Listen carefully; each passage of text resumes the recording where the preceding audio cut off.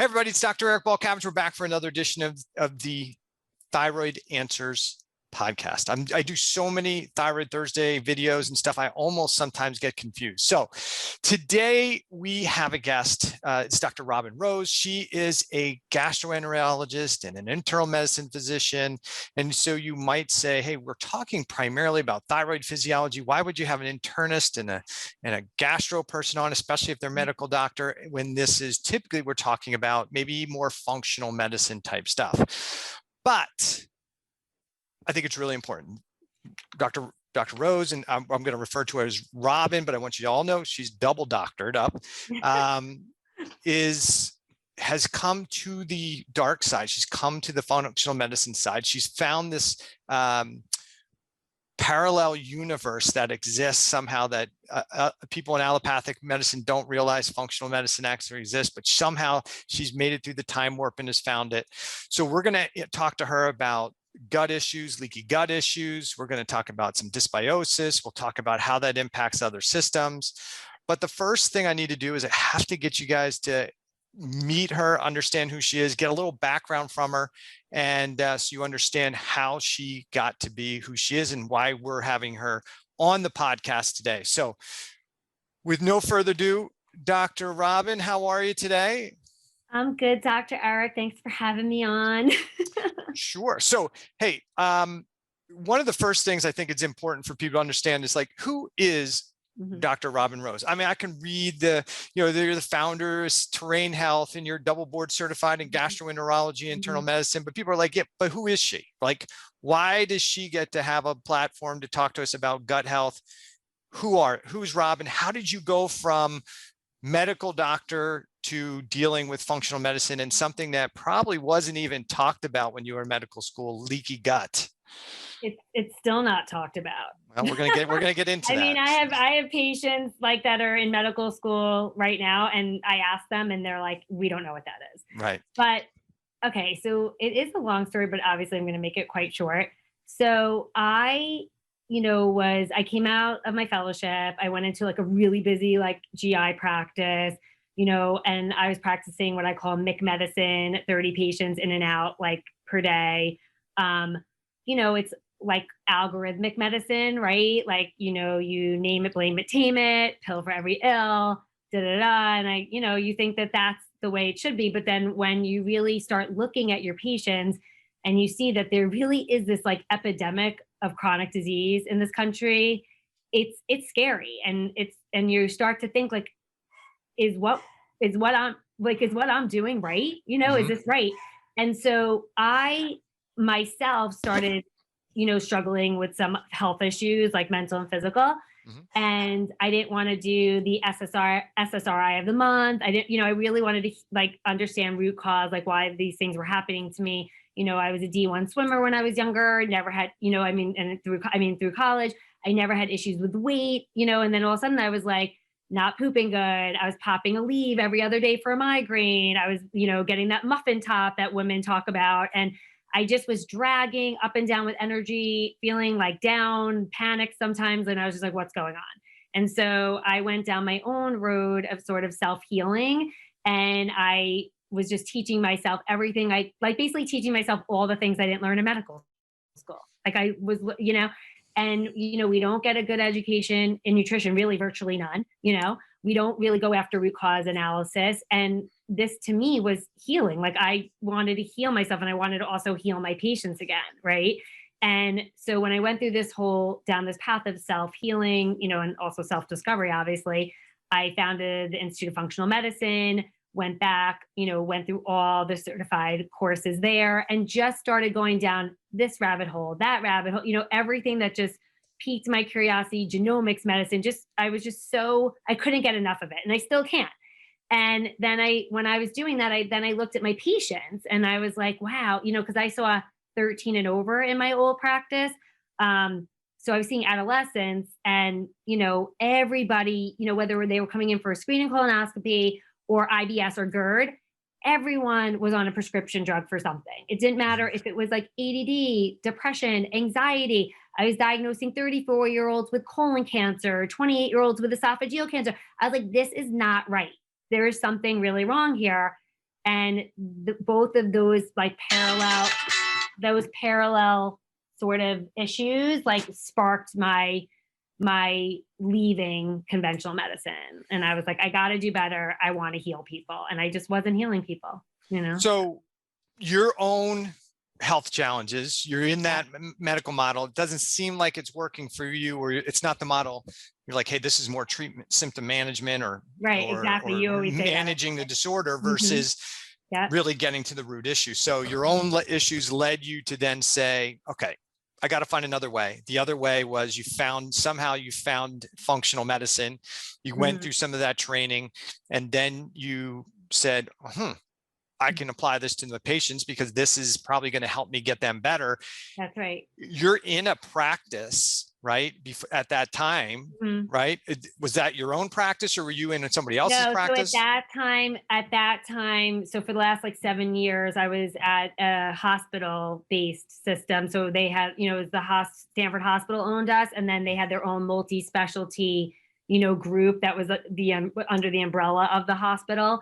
So yeah, it was hard. I had started applying this type of medicine. I mean, I would say even from the beginning, like when I went into original practice, I always leaned toward this way of medicine, because even when I went into my first job at a fellowship, I was obsessed with the gut microbiome. I taught myself everything. I started infusing probiotics and nutrition into my practice. My partners were like, what are you doing? And then they started doing what I was doing, because they were like, wow, she's getting good results. But you need time to be able to like take with your patients. It can't just be this like in and out, like revolving door practice to apply a lot of the methodologies that you use and I use and all of our other beautiful colleagues use. So I just let go of the trapeze and was like, I gotta go do this. Like, just, I didn't have really a backup plan, but I was like, I gotta go do this. This is my calling. And I just did it. My husband was going to kill me, I think, but I was like, nope, I'm doing it. And well, I think that's sometimes the best way to go from an environment, right? So if you're in this allopathic model, this is, as you're already kind of had those ideas. Now you really get into functional medicine, say, how do I make this connection? I can't do that in a 5 to 15 minute office visit. I got to have more time. I have to be able to dig deeper. And probably it wasn't going to fit in the doc, kind of in the box, in patient out insurance-based model. And so you set out on your own. And sometimes the best way to break the reins is to break the reins, burn the bridge. There's no going back. You just got to do it. I think sometimes we make decisions like, but if I have a backup plan. When you have a backup plan, you really don't have a really great initial plan, because the fire's not there. The drive is there to say, I'm going to make this happen no matter what it takes. So I'm glad you did what you did. But now that you're in your own practice, now you're talking about things. And now we're going to talk about this term, leaky gut syndrome. So I'm guessing, because I came from a medical model, that you did not learn about leaky gut syndrome in allopathic training, correct? No, and I will admittedly say, even 6 years ago, I'd be like, "What's leaky gut?" Okay. Seriously, like, and if I say it to any of my conventional colleagues who I love dearly, they're like, "What are you talking about? What? That's not even a real thing. That's not scientific." Which is so funny, because me and you both know it's backed by a ton of science and a ton of data. So it's just funny, right? So the issue, I think, from a medical perspective, because I was a big basher of medicine, because I came from medicine and I was like, they're doing it wrong. What are you doing? How come you can't see it? But I think it's going to be important that we discuss that. How a medical physician is trained, a gastroenterologist is trained, is through a certain set of guidelines, right? And so they're not really doing the wrong thing. They're doing what they've been trained to do with the insurance and the guidelines, like the Rome guidelines express. So we'll get into that in a little bit, because there is this algorithm, right, that you follow, right? This is a patient, they've got signs and symptoms. They probably have a GI disorder. We run pathology-based tests. There's no pathology. It's a functional disorder. You treat signs and symptoms. You retest next year, look for pathology, no pathology. It's a functional disorder, right? And that's the algorithm. Is that the training, or am I spoken beautifully? That's the training. Yeah. And so the average person. you're thinking and you're trying to obviously develop a differential diagnosis, and then you're picking those things right off the ledge. You're like, oh, it's not, like you said, it's not that, it's not that. And then, and then you arrive, right, it's like symptom-based medicine. And then it's like, you're just suppressing it. It's like suppressing it with a pill, right? Or whatever next best pharmaceutical there is. But is it fair to say that it is the reason I think there's the problem is it's not that there's a lack of understanding, there's a dysfunction to some degree.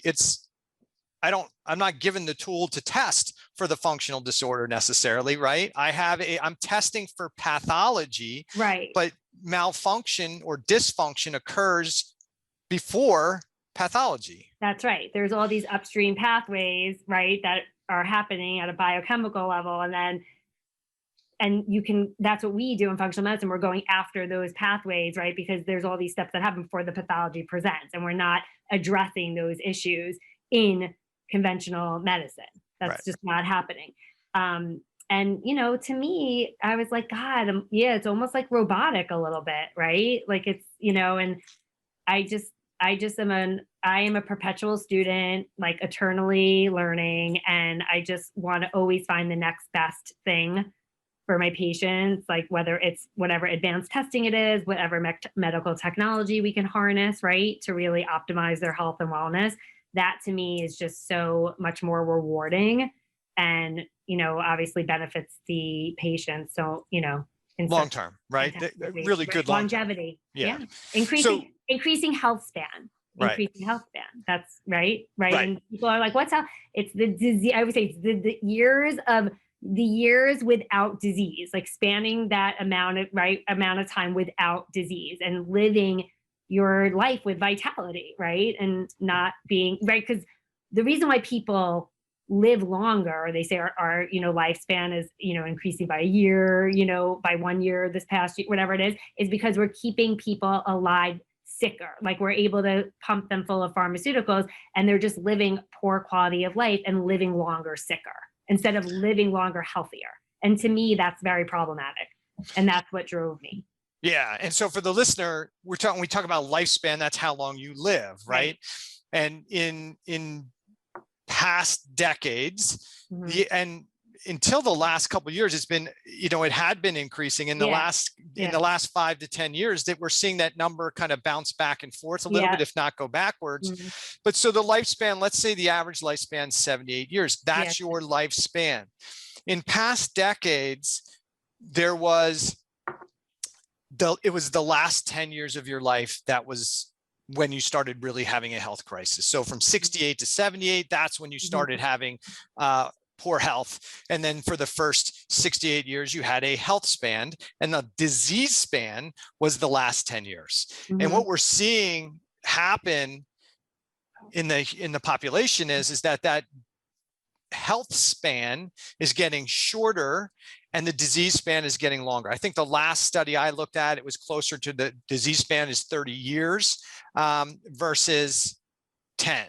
And that, to be honest, that may be getting even wider than that, because as you said, even kids today are being treated with medication almost out of the womb. So you could almost argue that that number is even really pushing. Now, we're taking a population and percentage of the population, but it's a huge difference from what it was just a few decades ago. I don't know if you saw recently an article that came out of Ohio State University. I forget the research scientist's name, but they talked about this. They touched on this exact issue that we're talking about. And they looked across like all these different demographics, ethnicities. It didn't matter whatever color you were, whatever background, it didn't matter. Okay. And what they found was that people, like, they looked at I think it was Gen Z and millennials. Okay. And they looked at their biomarkers, and they're saying that they are much sicker. Those two are much sicker than the baby boomers were at that age. And that is like very scary. I'll send you the article. I don't know if I'm fully doing it justice, but it really it really impressed me. Oh my God. And it was so impactful that I wanted to share it with the world. I was like, this is really scary, right? This is something we really need to tackle and get on top of now, because Absolutely. I mean, you think about what's going on with this country with the kids that are being born somewhere on the spectrum. I mean, in some areas, it's 1 out of 5 kids is on the spectrum. I mean, that's going to be devastating to our healthcare system, because that is not going to, that's not a number or statistic that's going to get better unless we aggressively make some changes. And I know there's heated discussion on both sides of the spectrum as to, okay, who's at fault, who's to blame. Right. I think we got to stop playing the name game and say, hey, we got to pay more attention to this. We're worried about a virus that's taking some of the sickest people in our society, but we're not paying as much attention to the potential, to all these potential people coming into our society, right? And it's almost like, yep, it's autism, or they're on the spectrum, and it's like, yeah, it's what happens. Like that could be prevented. It could be prevented. Yeah, and we don't need to blame, right? We just need to say, as many problems in healthcare is, it doesn't fit into a nice box. It's not caused by a thing, but probably a combination of factors that put excessive cell stress on mom, on dad, and that's a child who developmentally doesn't have that opportunity to develop as they should because of the excessive cell stress that's impacting mom, impacting dad. Now you layer in all the other stuff that they get bombarded with in the first year or 2 years of life. Is there a potential that they may have some real struggles with neurodevelopment? Yeah, absolutely. And yet all we're really doing is circling the wagon, said it's this, it's that, you did it. Instead of everybody just putting it together and say, hey, who gives a shit how, we need to figure out what all the potential drivers are of this process and how do we change it before we have a real crisis going on. Because if you have 2 children, with compromised genetic expression, now having children, what's the chance of that child, right? What happens with that epigenetic expression, and that, the ball starts rolling downhill, and now everybody starts to become compromised. And at some point you start to say, well, I guess that's just normal. And that's the scary thing. I know, I couldn't agree with you more. It's a the problem is multifactorial, right? And we have to attack it from a multidisciplinary, angle. Like, it's not like there's all these different reasons, and everyone's always like you're saying, like looking for the magic answer. Like there's one, and it's not. There's a multitude of reasons. And if we, could just start by really just taking better care of ourselves and just being present with ourselves and conscientious about even like just how we eat, like relationship with nutrition, like just get moving more, like all these things we talk about, right? Like, God, we could just make a big dent in a lot of, and it seems almost too simple, right? Like, like sleep is going to help that. Like, oh my God, not eating, junk foods, really, you think that's really going to make a difference? Yeah. We see it every day. But the challenge is that with all these conditions, whether it's a thyroid condition, whether it's a leaky gut, which we're going to get into, it's not one thing. And that's what people, I think, get confused on. I did gluten-free and I still have a leaky gut. Well, no kidding. That may have nothing to do with why you have a leaky gut, or it may be a very small piece of the issue and not. And once you already have leaky gut, becoming gluten-free is like throwing, like a chair off the Titanic. Does it stop the Titanic from sinking? No, you have to fix the hole. Right now, we're already in damage mode. So, I could go down a rabbit hole. But anyway, I love it. Let's talk about this kind of thing called leaky gut syndrome. So for the listeners, can you kind of give your definition of what leaky gut syndrome is? Yeah. So basically, I always tell my patients, I'm like, okay, your GI tract is the hole in the donut, right? It's the only thing that's actually exposed to the outside world, like through and through, right? Goes in through your mouth, comes out through the other end. And you have your gut microbiome, which is composed of like trillions of different organisms, not just bacteria, viruses, fungi, archaea, all these different things. And they're the workhorses of our bodies, right? They're responsible for over 50% of our metabolism, our metabolic needs, like 70, 80% of our immune system, the motherboard, right, for our immune system. And if we are not taking care of those worker bees the way we should, then we're not going to, you know, be healthy, and we're not, you know, so we have to feed them the right stuff and give them the right things so that they can take care of us, and or they're not going to be able to return the favor. So leaky gut is sort of a malfunction, I like to say, of like the gut lining, you know. So you have, you know, if you unraveled, like I sometimes I get it right or wrong, but if you took, you know, like our gut lining and like unraveled it outside of our body, it's the size of like a huge like tennis court, like a square, right? And that's huge, right? And so think about how vulnerable it is, right? To, you know, to being disrupted, like the integrity of the lining being disrupted. So, you know, once that lining, that mucosal lining, it has to be like very like held tightly together by those tight junctional proteins that we call. And once there's sort of a disruption to that integrity, things can start, you know, leaking out from the gut and then into our bloodstream, right? And then once those things, whether it's, you know, undigested food particles like protein, right? Or different types of pathogens, or, you know, different bacteria or virus, whatever it is that gets into the bloodstream from the gut, it's not supposed to be there. And then our immune system sees it and it's like, oh, you know, like, because it doesn't recognize it.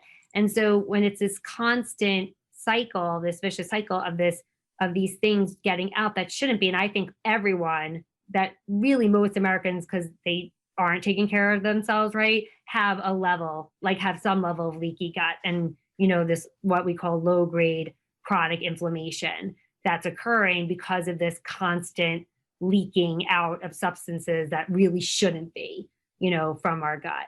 And what holds that in, what really, you know, is the gatekeeper of this, you know, keeping this gut lining intact is our gut microbiome, right? And keeping a healthy balance between the good guys and the bad guys, like the friendly bacteria and unfriendly bacteria, and, you know, crowding out the pathogens, right? Because we might have a little bit of pathogens, but if the keystone or those good species are keeping them in check, that's okay.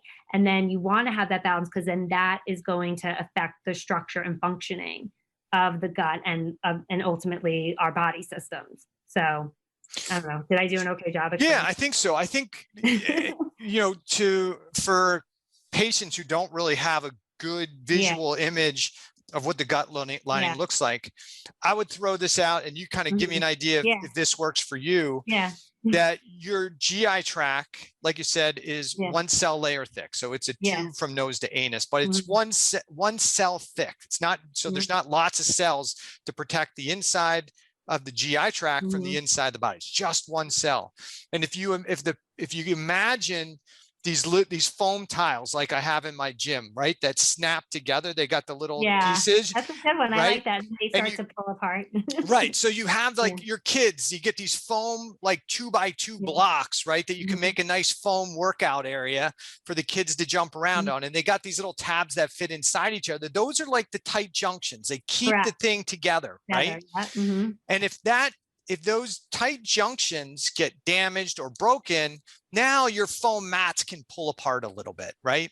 And now you can get things leaking across that barrier, and that can start to stimulate both immune issues, inflammatory issues, and extraintestinal issues. We can talk about, you know, mast cells and the impact of that, and allergies and all those things. But for the listener, the important thing is we're talking about the gut and we're talking about the tight junction of the gut, but there's lots of tissues throughout the body that have tight junctions. And so typically what we can see in some of the literature is that if you have damage to some of your tight junctions, there's a good probability that you might have damage to tight junctions in other tissues as well. So it becomes, sometimes the gut is a huge window into what else is happening inside the body. So we've got this barrier that's now compromised, and that could be the thing from a thyroid perspective. People say, well, is my leaky gut causing my hypothyroidism? Well, the leaky gut could be contributing to your cause, but you could have problems in the gut and not necessarily have it severely leaky and still have food sensitivities, food allergies, danger responses that are triggering changes in thyroid physiology, right? So let's talk about, now we know we've got this GI tract. It's this long tube, goes from nose to anus. You dump stuff in there, the bacteria, the acids, the enzymes break all that stuff down, and then your body absorbs the things it needs and it poops out the other end the stuff it doesn't need. And that's how it should be. Your gut lining, as Robin said, is really, your gut is really the outside of your body, right? It is. So it's aside from the other largest organ in your body, which is your skin, but those two, yes, or your. But it's outside, right? It's outside. Technically it's inside, but outside, right? That's right. So when somebody has this leaky gut syndrome, right, that isn't often picked up by in allopathic medicine, because it's a functional disorder, right? Not a pathological disorder. Can I interject? And also, I think people have this misconception that they have to have gastrointestinal symptoms to get that diagnosis, and that's not true. But sorry, go ahead. All right, that's exactly where I'm going. Yes. Don't worry, I'll just feed these up to you. Okay, so that's the key. Is if you have somebody with a leaky gut, right? They can have symptoms, GI symptoms, or they might not have GI symptoms, but have symptoms elsewhere. So can you talk to the audience about like what kind of intestinal symptoms they might experience, or what type of extra intestinal signs or symptoms they may experience because they have this imbalance of what's going on in the GI tract and potentially a leaky gut scenario? Okay, so, right. Okay, this is a great question. So basically you can have a whole spectrum, like it's on the spectrum of different types of signs and symptoms, right? You could be constipated, experience diarrhea, bloating, gas, nausea, feeling full fast when you eat, reflux, heartburn, all of these different things can be part of like leaky gut, right? And those are the people that are presenting with the GI symptoms. But you might have really horrible acne. You might have an autoimmune disease. You might like Hashimoto's, right? There's all these different things that could be manifesting because you have leaky gut and because your bacteria aren't you're not populated in the right balance or with the right amount of good bacteria. And then that's contributing to issues with structure and functioning in the gut. Meaning when I say structure, I mean, it's not, when you don't have those bacteria, they're not secreting specific types of substances that we need, right, to keep those tight junctions in place, or tight, or do other things for our body. And then also they're not secreting the different things that we need, like hormones, neurotransmitters, short chain fatty acids. We can get into all this, and all the necessary things that we need for our metabolism, immune system, DNA and RNA structure support, like all of these things start to fall apart, right? And so you don't have to have the symptoms, right? You could just be having this low grade sort of like leaky gut and things are leaking out. And then that's potentiating issues. Oh, gut brain, like depression, anxiety. I forgot about that. All of these things I believe stem from the leaky gut phenomenon, and things coming, like getting out that they shouldn't, and then depending on what your, we'll talk about epigenetics and genomic expression and all that stuff, but you have this dimmer switch, right? Like we have this dimmer switch to control, like, if we can amplify our good genes or tone down our bad genes, right? That's like epigenetics, like how we interact and adapt to our environment around us. And I feel that different people could be set up to express different things depending on what they're set up for genetically, right? And it's when these things happen, that's why, like when the leaky gut phenomenon happens, that's why someone might present with Hashimoto's, or somebody else might unfortunately have cardiovascular disease or get diagnosed with cancer, or maybe someone else has migraines or has depression and anxiety. Everyone's different, and and this leaky gut phenomenon is basically tied into how we're expressing those genes, and if things are being turned on or amped up or toned down, so that's because people are like, oh, why, I get that, like, whoa, why you think that caused my autoimmune disease, like, but then you have another patient like that has just like really bad anxiety and depression. So I just believe that it, like a lot of it does stem from the gut, like Hippocrates said, 90% No, you're not 90%. Disease begins in the gut, right? All disease begins in the gut. Yeah. So, so the key thing for the listeners is to make sure they understand you could have chronic GI problems, no symptoms in the gut, right? Yeah. For people with celiac disease, 30% of the population that gets diagnosed with celiac disease does not have any GI symptoms. The reason they find out is because the family member gets tested. They find out they have celiac. Now they start testing the rest of the family members and they go, yeah, you have it too, right? So you can absolutely have symptoms of the GI tract in the GI tract, and you could have a ton of extra intestinal symptoms, like you said. Hey, how could allergies be part of the problem? Well, your mast cells, right, or that are these primary immune cells that surround 90% or something like that of the mast cells surround the GI tract. And so why would they be all hanging out there? Why are all these immune cells hanging around this GI tract? Well, because this stuff in the GI tract should be mostly in the GI tract. It shouldn't be leaking across the barrier. Right. So essentially your mast cells are your sentinels to say, hey, we're going to keep guard here and make sure no abnormal stuff gets through here. And if it does, we'll be right there to help out. So for people who struggle with chronic allergies and histamine issues, we're always thinking about, do I need to do low histamine? Do I need to get, histamine free? Do I need to take antihistamines? How about we start asking the better question is, why are the mast cells upregulated? Where are most of them hanging out? Most of them are hanging out just even in a relaxed state around where?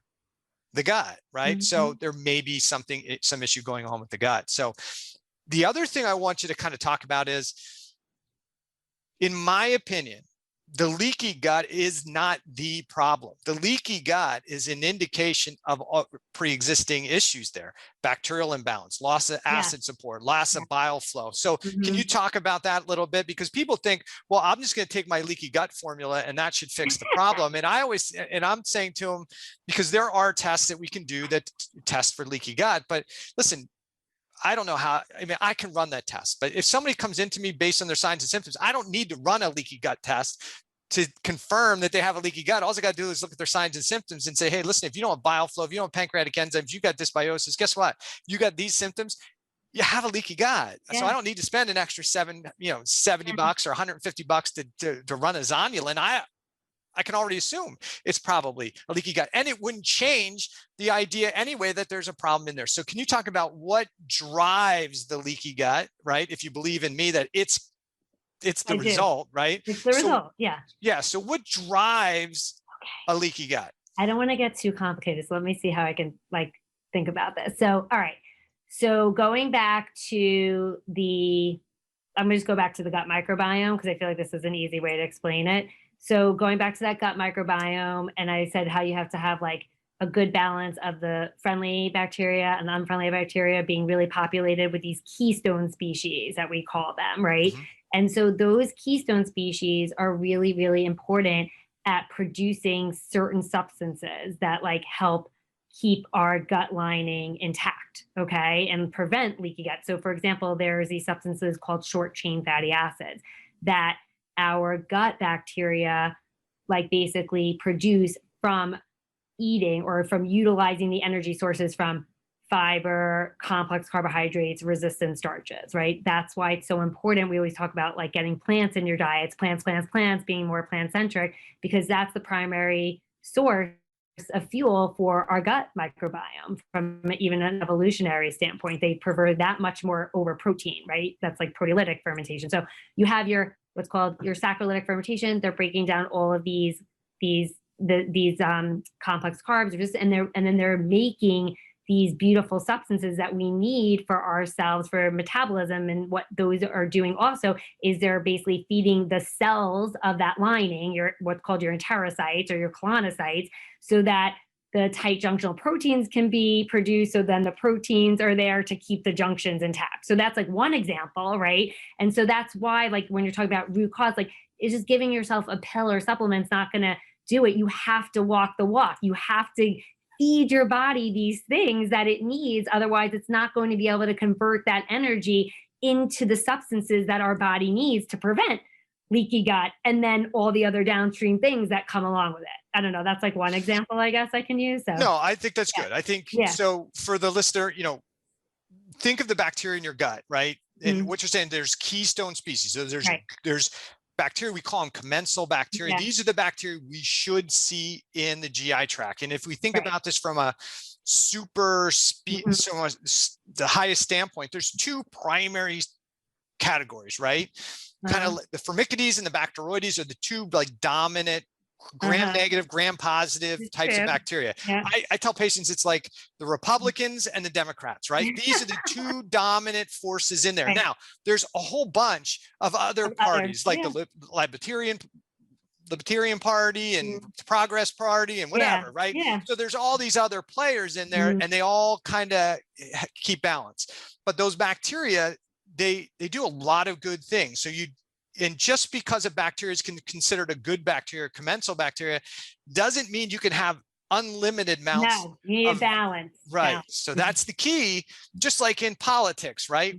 Right balance now, of power. Right. You have to have a balance of power or you get all kinds of chaos going on. It. So I love it. From a thinking about that perspective, anything that changes or disrupts the bacterial balance in your GI tract is likely to potentially cause some change in gut physiology and potentially lead to a leaky gut scenario. Is that like, fair to say? What is that? And then, so what is that?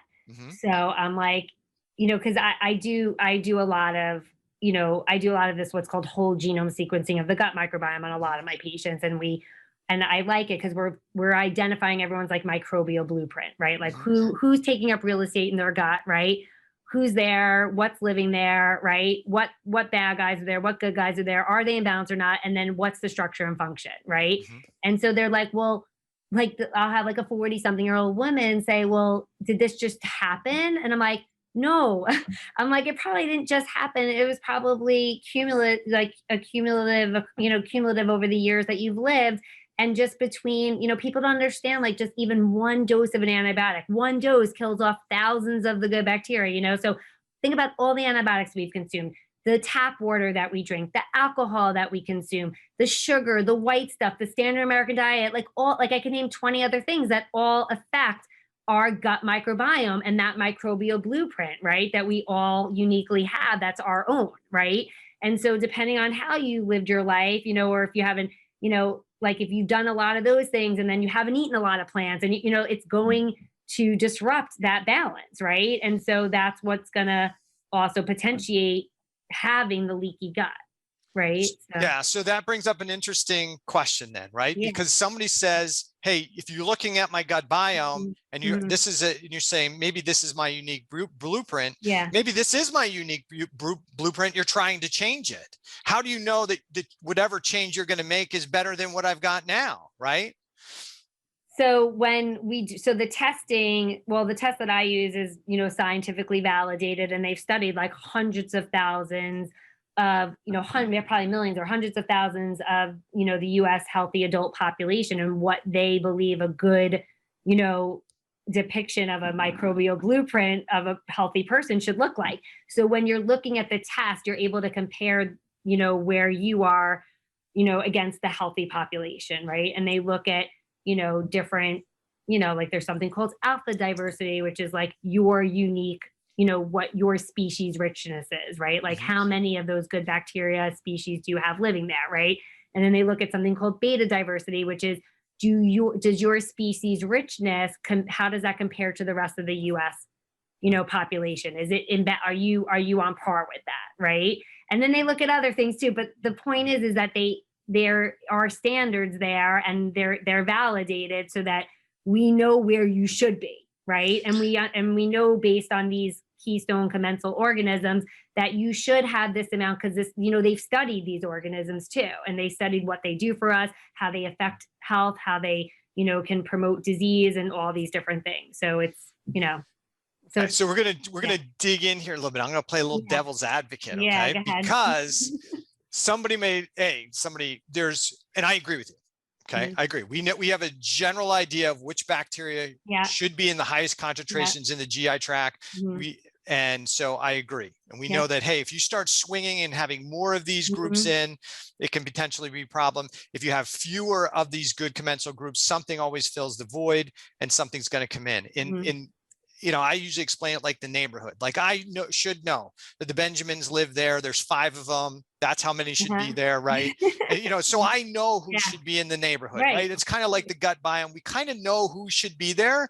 And if the Benjamin's house has been empty for, 2 weeks, now I'm taking notice, right? If you take a look at a gut biome and you start to look at the bacteria in there and you're going, hey, what happened to all the Akkermansia municiphilia? Where did it all go? Like what is going on here, right? But isn't it true that depending on what you eat, right, even if it's considered a healthy diet, because we have all these dietary communities today, the vegans, the vegetarians, the paleos, the carnivores, right? The ketos. And don't forget those. Isn't it true that based on the diet you're eating, you could have a dramatically different picture of your bacterial balance in your gut? Yes, it is true. It is, because your feet, yes. So let's go to the next question then. And the next question would be, is that good or bad? Because somebody's going to say, well, I'm eating keto. Is that bad for a keto person? Or I'm vegetarian, and so isn't my bacteria going to look different? How do you determine what's right for the keto versus the carnivore versus the vegetarian? How do you explain it to somebody who asks that question? Yeah, that's a really hard question. I mean, I come from the school of thought that I believe in moderation, and I think our diet should be diversified, right? Like I don't believe in one way or the other. Like I think you should try to keep a whole foods, plant-centric, diet that, like I said, is really good for that gut microbiome and these keystone species. But like you said, people are keeping different diets. So what I would do for those people, because a lot of people also don't follow those nutritional plans the right way, right? And they're doing it wrong. And so what I do then is I follow their biomarkers, right? So if I see that their biomarkers are trending in a really great way, right? Like, when I say biomarkers, I'm talking about certain inflammatory markers like your high sensitivity CRP. I'm talking about your lipid profile, your LD, your bad cholesterol, your good cholesterol. I'm talking about your hemoglobin A1C, which is how sticky your red blood cells are. That I'm sure people have heard of that. That's how we follow diabetics. Like all of these things that also a lot of them independently,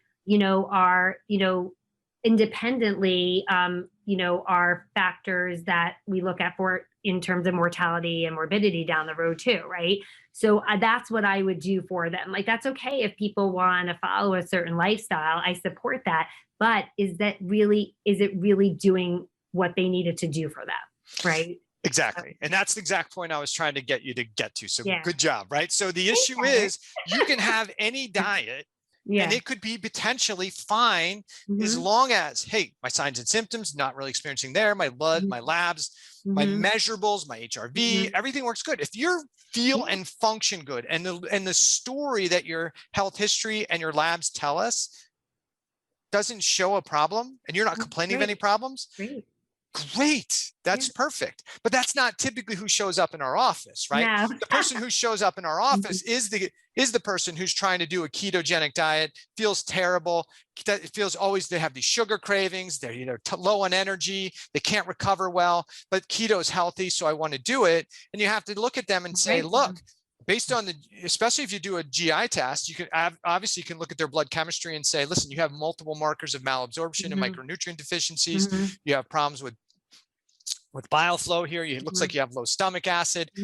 Then you do a functional gut test assessment. You go, look, you got fat malabsorption, right? A, you can't absorb the fat that you're putting into the diet, which means you're not going to get any value added value out of it. Plus it's creating, plus you have this dysbiosis in your bowel, which is now driving an inflammatory process. And that inflammatory process is triggering your tissue or cellular hypothyroid state, which is down regulating your mitochondria. And so you can't make ATP. And so the reason it sounds good on paper, your friend did keto and it probably worked out great, but they're not you, right? So we have to change it. And that they may not be able to do keto today, but that doesn't mean they couldn't be able to do keto in 2 months, right? Right. It's like you said, I love it. It's all about like discovering that biochemical individuality in each person, right? Like we have to figure that out. And once we uncover that, then, we can devise these beautiful, like bespoke healthcare plans that's unique to that individual. That's what's so different about what we do, versus what I used to do. Right. Because it was like that one size fits all model, like, and throw them in a box, like you said before. And that's why we have an epidemic of chronic disease, because it's not individualized care, and we're all different and we all respond differently. And I think one of the reasons people get frustrated when they come to functional medicine to some degree, and I think sometimes why I get frustrated with people who come to functional medicine is because the philosophy comes with the allopathic practitioner, and the philosophy comes with the patient. And what I mean by that is the allopathic practitioner, sometimes frustrated with not getting somebody better, now comes to functional medicine, says, well, I'm going to give you 5 supplements to replace that one medication, and you're just going to take those forever. Wait a sec. What? That's not functional medicine. I know you're using healthy, like you're using supplements and herbs and natural stuff. That's not functional medicine. And the same thing for the patient. You probably experience it in your practice. Like, hey, just tell me what supplement I need to do to fix my gut issue. Like, no. I don't know yet, right? And it's not one thing. It's not this magic tub of powder. You take that 30 days and it all goes away. I mean, it's work. You gotta work. There's other things to it, right? So do you see that as well, that sometimes in people like yourself who are allopathic practitioners, they're coming to functional medicine, or just functional medicine practitioners who have that same mindset? And do you have the same frustration with sometimes some of the patients that come to see you, like, just give me the thing that's going to fix this forever, and then I can go back to doing what I want to do?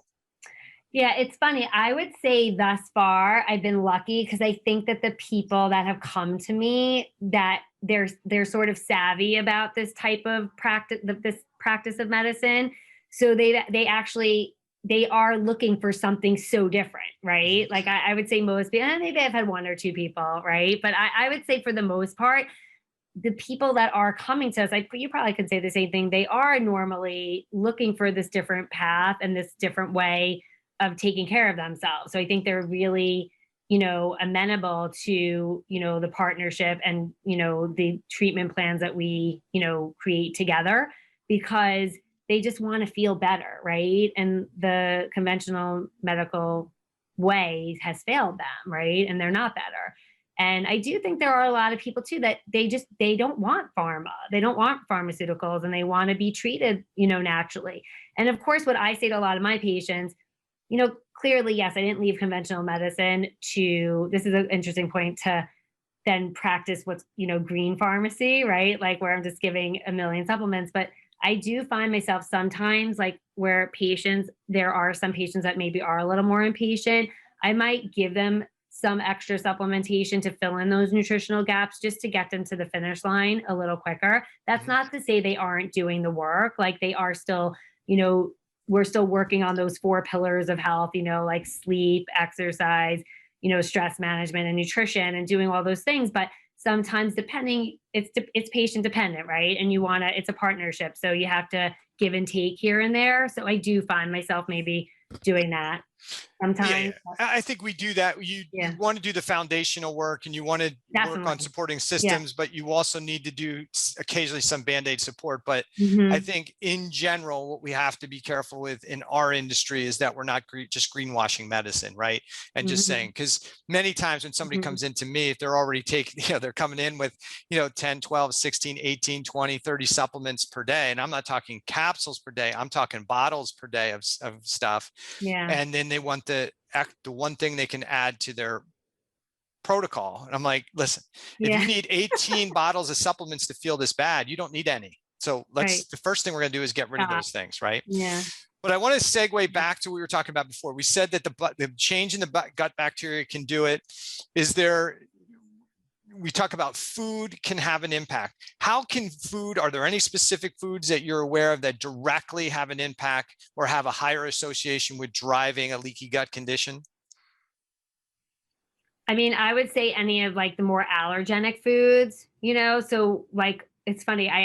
We just worked on, it's coming out soon. Like we just did, it's called like the 28-day gut fix, and so in the first, I have my 6R program, I called it. So in my first R, which is remove, I talk about like both emotional and physical stressors, and physical stressors include diet, right? So we talked about those 8 major allergens like dairy, gluten, eggs, corn, soy, shellfish, nut, peanuts, and yeast, right? Or those are and because those can have like an inflammatory, some of those foods can be very inflammatory, especially like how you're consuming them, like especially soy, if it's not like non-GMO, organic, and dairy, we know the cow's milk protein, that A1 protein is very inflammatory. Gluten, we know what that does in the small intestine, how it can have that low grade inflammatory effect every time we consume it.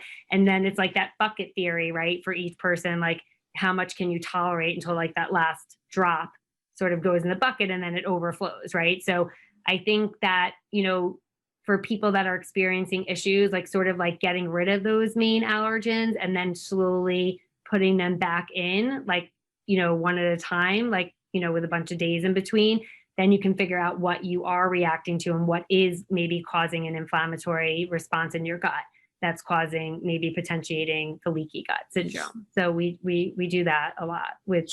So the higher allergen foods are things that you say, hey, we got to pull those things out initially because they might be causing a problem. The protein, right? It goes back to the whole protein thing and if we're not breaking down the protein in our stomach like we should, and we can get into that. I know you like that topic. That protein is then, and these are more allergenic foods, right? That have, when you're talking about the protein-based types of foods, and then if they're not being broken down right, and then that protein's getting into the bloodstream, that's what's driving this whole inflammatory process. And I would say the other factor that goes in with a lot of those things that we consider the higher allergenic foods is the potential, and you talk about organic, is the potential that some of these plants, right, are grown on farms where glyphosate is a common thing that's used or is in this, it's in the water table, and so it's getting sprayed on things if it's not getting sprayed on individually. And the glyphosate is thought to have maybe even a bigger impact than just the gluten, right? Yes, because right. The glyphosate actually kills the gut bacteria. It kills them, like it destroys like the good bacteria. Like so can you explain like what glyphosate is and why they use it on crops, and then why it's probably not good for your gut biome? So so it's so interesting to me. So glyphosate is what they put in the it's Roundup. It's Roundup for what they call Roundup, right? For the wheat, to preserve the wheat. Yeah. So glyphosate's an antibiotic, right? Yeah. So they put it on there to kill all the bugs and everything else. Right. And it's called the it's what Roundup is. Like, oh, that's glyphosate. And then that's what's incorporated into the wheat. Interestingly, in Europe, New Zealand, Australia, it's completely outlawed. It's actually illegal to have Roundup in the wheat. Like glyphosate's like it's not in any of the food there, which I want to talk, which is so interesting from a patient perspective, which I'll tell you in a second. And then the glyphosate is extremely toxic, like extremely toxic. And, I got to say, I actually tested my glyphosate with Great Plains. I was off, like, and I eat all organic. Mine was like off the chart. Just, off the chart. And, I definitely, and I couldn't believe it. Right. And like, and I'm even eating, so it's everywhere. It's in everything. Right. Like it's really, it's unbelievable. And, that's a big thing with the environmental working group, like getting glyphosate outlawed, right? And because it really is just so bad for us and so toxic. I mean, it is really considered a carcinogen to people in our world, right? But not.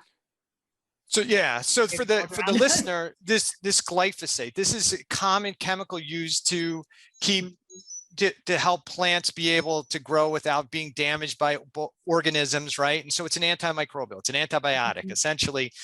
And the plants, when you talk about GMO, some of the plants have been genetically modified so that you can spray Roundup right on it and it doesn't kill it. And then other crops aren't GMO, but we use the glyphosate to actually help kill it so it's easier to harvest. And now this glyphosate that actually killed the plant because it changed the microbiome around the plant, then we consume it, and you'd say, well, what's the big deal? Well, that antimicrobial, that antibiotic, right, that was we used to kill the plants, now gets into our body, and what does it do to our gut biome? It damages our gut biome. It totally changes our gut biome. And as Robin was talking earlier, the gut biome is key to a healthy GI tract, and they maintain the tight junctions. So if you're from the day you're born, through the duration of your life, you're getting this layer of essentially antibiotic after antibiotic after antibiotic, low dose chronically day after day. The dose does become the poison, right? It's just constant and chronic, and it chronically changes the biome, chronically changes the gut function and gut physiology, and can trigger some of those immune inflammatory I'm so issues. glad that you expanded on what I was saying, because I always, like, to me, just when I was in my conventional GI practice, I always just go right to like, oh, glyphosate wheat, and it was so interesting. Like, I would have patients, right, that definitely were gluten sensitive, horrible IBS, terrible gut issues, some even celiac, and they would go to Europe, totally fine. Mm-hmm. Or even my European patients, they were fine. They're like, I can eat bread, I can eat wheat, I can eat everything when I go back. But here in America, I can't, or like my French patients, my Polish patients, seriously, like I had a ton of different European patients, and they got sick when they got here. And then when they go home, literally their symptoms disappear. Yeah. Disappear. And there's a whole layer of this for the listener. I mean, we're just scratching the surface when it comes to glyphosate, but there's also an impact that can impact the gut with fortification of what we're putting back in. We put a lot of iron in. Iron feeds bacteria. That changes the bacterial content. So that'll be a whole nother discussion on iron physiology, because that drives me nuts when I hear people say things. But so we talk about food can potentially cause a leaky gut scenario, maybe directly, but more importantly, indirectly, because of the change maybe it has on the gut biome. Medications, are there medications that can potentially create damage to the tight junctions that you're aware of? I mean, directly or indirectly? I mean, antibiotics, like right there, like that's where we're so used to, we just throw an antibiotic at anyone and anything. I mean, I will do anything to not take one myself or to not give my kids one, because like I said earlier, one dose, like studies show, one dose of one antibiotic, one dose of like Augmentin or penicillin, thousands of the good guys dead. Bye-bye. Yeah, I heard like 30% change in the gut biome with one round of antibiotics. And there was a paper 2018 or 19 that came out and said the impact of one round of antibiotics often isn't seen for at least 10 years. Yeah. So although in my practice immediately. Yeah, but I mean, but you give a child an antibiotic and it's 10 years later, they start to have headaches or migraines or anxiety, and you don't relate anything that it might have been from before. But now the literature is starting to come out. It was really interesting. Yeah, when you see that paper. Yeah. So we've got some medications, Ken, and I'll throw it out there, like 50% of the population is probably taking some type of antacid, right? When you change PPI, when you change the acid content in your stomach, you change the signals to the pancreas, to the bile, right? Of what's actually being released to start breaking things down, right? So go ahead and touch on that. No, and what's so powerful about that too is like when you're suppressing the acid, the hydrochloric acid, which is like nature's antiseptic right there, right? You're then ultimately altering the gut microbiome, because then there are certain pathogens that are getting through, like that shouldn't be, that would have otherwise been killed, right? Right. And like, it's just such an interesting thing. And then just like, achlorhydria, which means low stomach acid in general, is just, it's almost like a counterintuitive thing. Like people think, oh, that's good, but it's actually really bad for us, right? Like we want to have nature's like antiseptic, that hydrochloric acid there doing its job, like, helping us break down protein so that we don't have these antigenic responses from, if we have leaky gut, so that we're killing off the bad bacteria that we're ingesting and the other, toxins and so on and so forth. So it's really important. Really important. And it's not just the things where, sometimes people are like, where did it come from? It's a fecal contaminant. Where'd that come from? Well, it came from the soil, it came from the water, whatever was sprayed on it. But sometimes when you look at these GI tests and look at the biodiversity, what you see is a lot of oral bacteria now colonizing the GI tract, right? So can you talk about that? Yes, I see it all the time. So it's funny. Patients one big one is, are synergists. It's a population of bacteria that actually populate our oral mucosa. And it's also associated with periodontal disease. But interesting, I have a lot of patients that I perform this gut microbiome testing on. They are growing synergists out in their intestine, and they shouldn't be. It should be here. And so that tells me that they're probably low in acid, just right there. Like, I don't have to test them. Like, I know that they're probably low in HCl, but most people are low, right? But we can get into that. That's probably a really great topic, even, thyroid patients in general, right?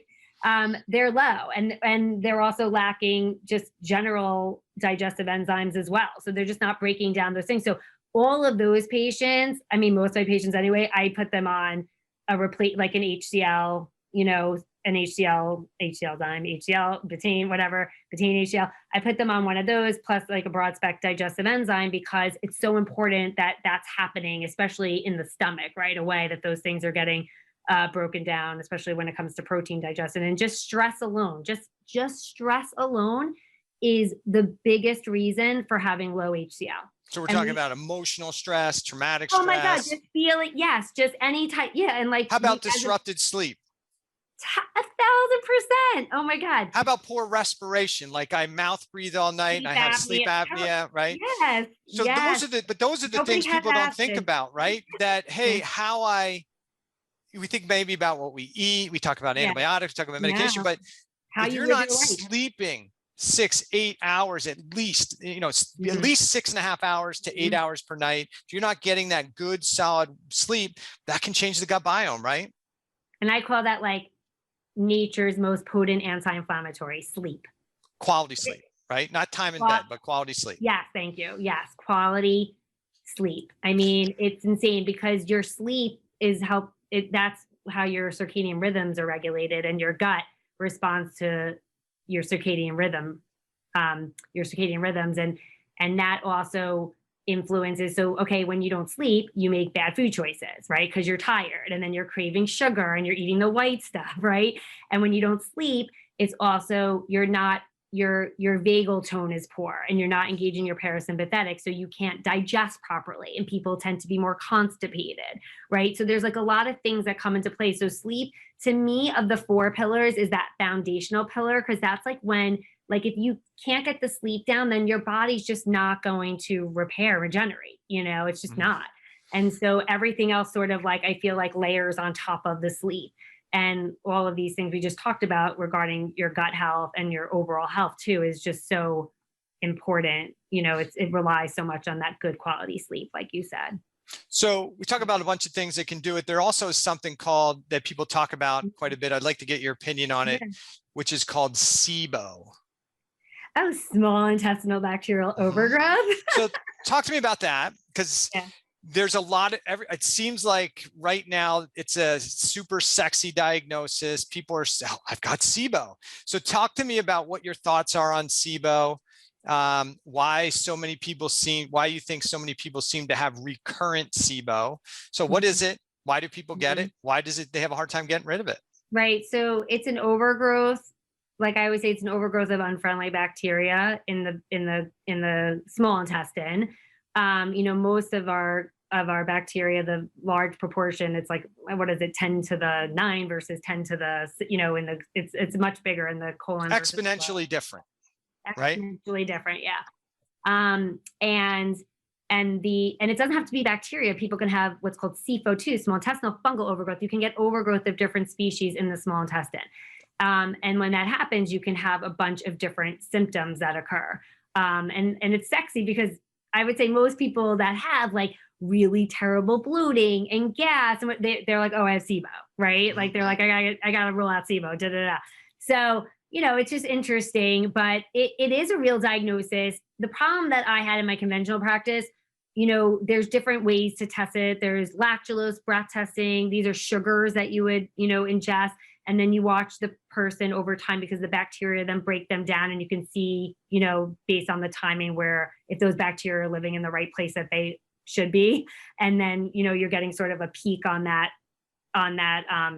curve, and that's showing you, oh, you have an overgrowth. But the problem with the testing, the lactulose breath testing, the glucose, I would get a lot of false positives with one, a lot of false negatives with others. So you have to be careful with what type of testing you're doing. So now I use more of our advanced testing, like more of our specialty labs for that, which is much more accurate.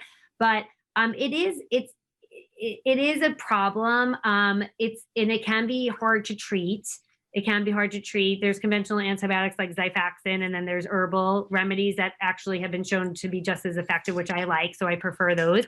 But you can recur because, again, the underlying issue for me is there's usually a motility issue, right? It's like there's something called the MMC, the migrating motor complex, right? And it's sort of like you have these different like peristaltic waves that come through to move things out and push things through. And if that MMC is not working, you're not sort of getting that push, that final like sort of sweep to get the bacteria that are in the small intestine moving out into the large intestine, right? And so you don't always have to have an exact, like people be like, oh, what bacteria is it? It's not like there has to be a specific bacteria. We do know there are certain bacteria that, and fungus that are associated with Sibo or SIFO, but it's just like the collective, it's just like having that collection of bacteria there that we know that shouldn't be there, that are making the person have those symptoms and suffer from it. So from when I've done a couple lectures on this, and you can correct me if I'm wrong, but what I see no, I don't know, but what I see is that if I have a person who's got low stomach acid, if they're having gas and bloating, after some time, in that first, hour to 2 hours after eating, there's a good probability that they may have some bacterial overgrowth. I agree, right? I agree. And I say SIMO, right? Small intestinal microbial overgrowth. I don't care what it is, like right? That. Yeah. And then that's great. And so the issue becomes, how do you kill it, right? And that's what I think the focus is on often too much. Like, what can I do to kill it? And I don't know if you have to always kill it. I think if you just recondition the gut, I haven't. So, okay, I'll give you an example. So in this the specific test, BiomeFX, that I use, I love it. It's a really great test. It tells me like certain pathogens that people might be overgrowing. Like you can have a certain amount of pathogens, and that's okay. Because that means that the commensal bacteria are keeping it in check, right? But then when you get an overgrowth of certain ones, that could be bad. So there's one called Bilophila wadsworthia, right? Sorry, that's a mouthful. Say that 5 times fast. So when I see that, and I see that it's like pretty elevated, that to me means, because that's an organism that should be really sitting in your small intestine, not being found in your gut. So it's probably overgrowing, then spilling over into the gut, and they're picking it up, into the large intestine rather, and they're picking it up. So what I do is I am not giving them, shooting them up with this crazy 6-week course of, I'm just reconditioning the gut. I'm trying to get motility, I'm trying to get hydrochloric acid produced. I'm trying to just remove, replace, repopulate, and recondition the gut, so that then that bilophila is sort of crowded out, right? Or it's put back into check. So that's what I usually do. So I'm on your school of thought. Would it be safe to say you're actually trying to change the terrain of the GI tract, right? Yes, okay. I am.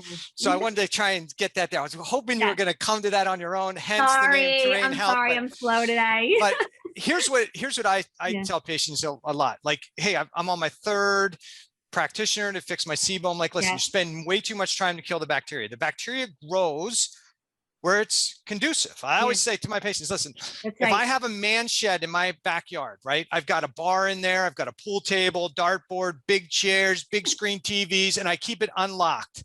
Yeah. Should I be surprised that the neighborhood kids are hanging out there? No, right? And if I chase them away, but leave the alcohol, leave the place unlocked, should I be surprised that they come back? No.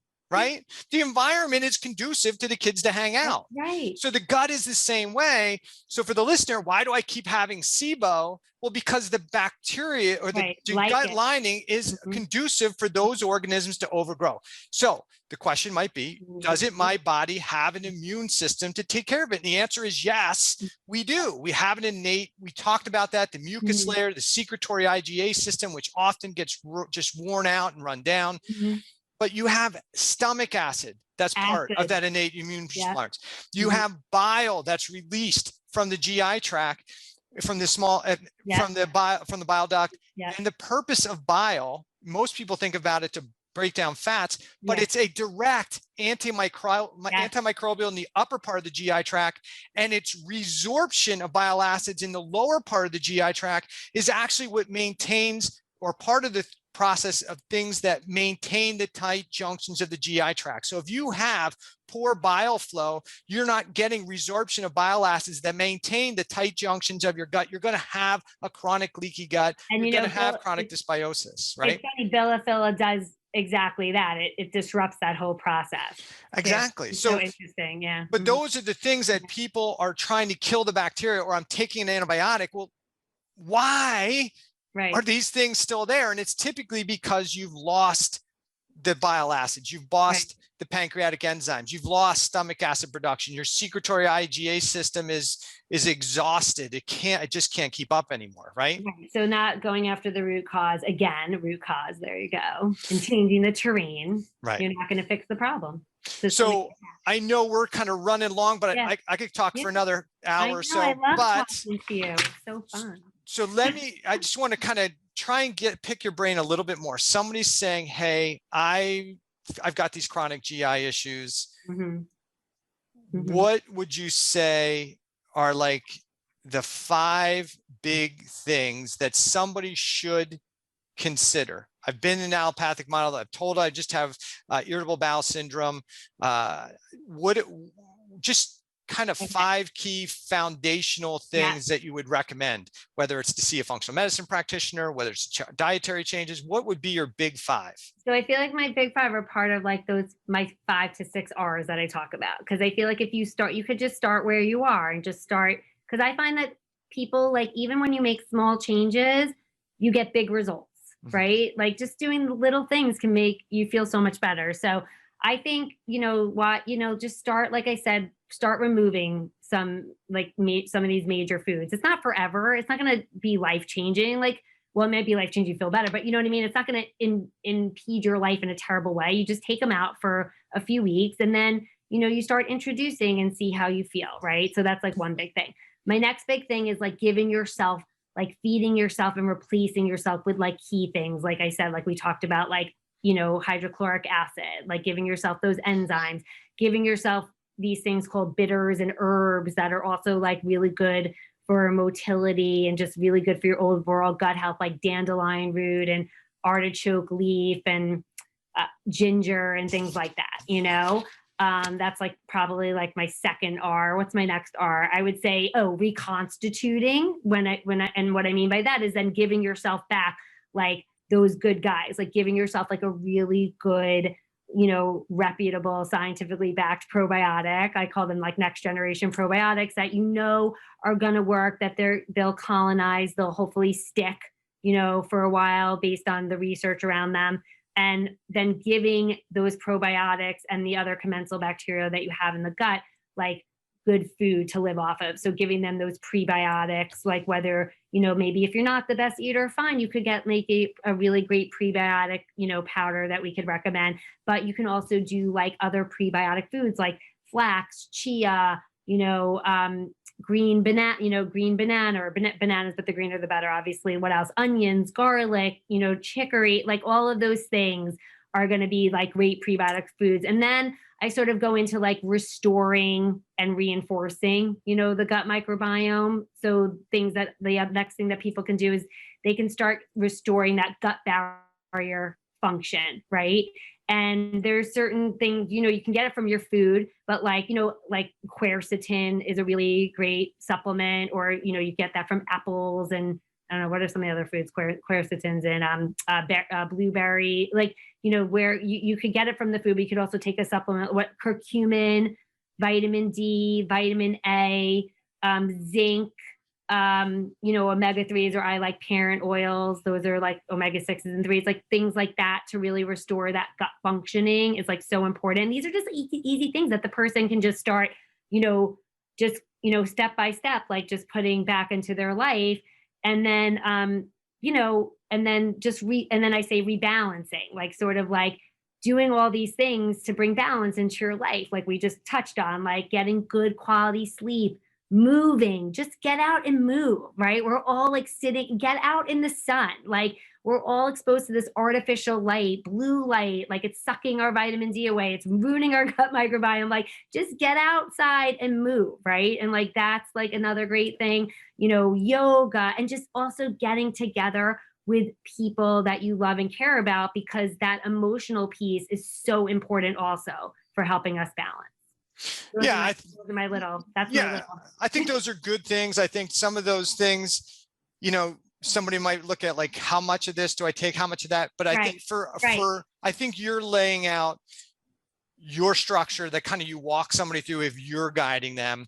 But some of the things that you're talking about that the layperson can do without trying to get confused as to what to take is just really the low-hanging fruit stuff. Like get the processed food out of your diet, right? Work on your sleep, work on your breathing, get your social stuff, get exercise. I think those are the things that I would say would be the low-hanging things that you can start with originally, and definitely a whole food-based diet, right? Versus get all the processed food out. Yeah, getting the processed, the white stuff, the garbage, like just even taking alcohol out for a little bit, and seeing how you feel. Like people just feel so much better. That's why that first part, removing those physical stressors and even the emotional stressors. Like get the bad people out of your life. Like just like be happy and like take care of yourself and put these beautiful things into your body instead of the bad things, and just take some of the bad stuff out for a while and see how you feel.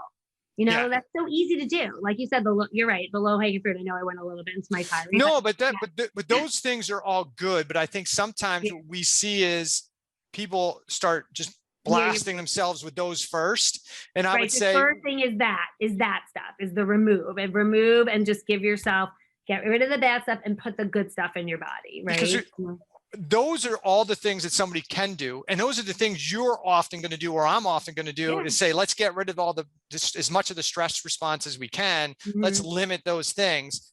So you don't have to wait for Dr. Rose or me to say, hey, clean up your diet, or, hey, start working on your sleep, or you got terrible breathing habits, you're snoring at night, your mouth breathing, or you're in front of your computer, you're not exercising. So start doing those, just start, right? Start doing those things and start thinking about what you can do versus what do I have to remove, right? Think about what you can change or what you can do.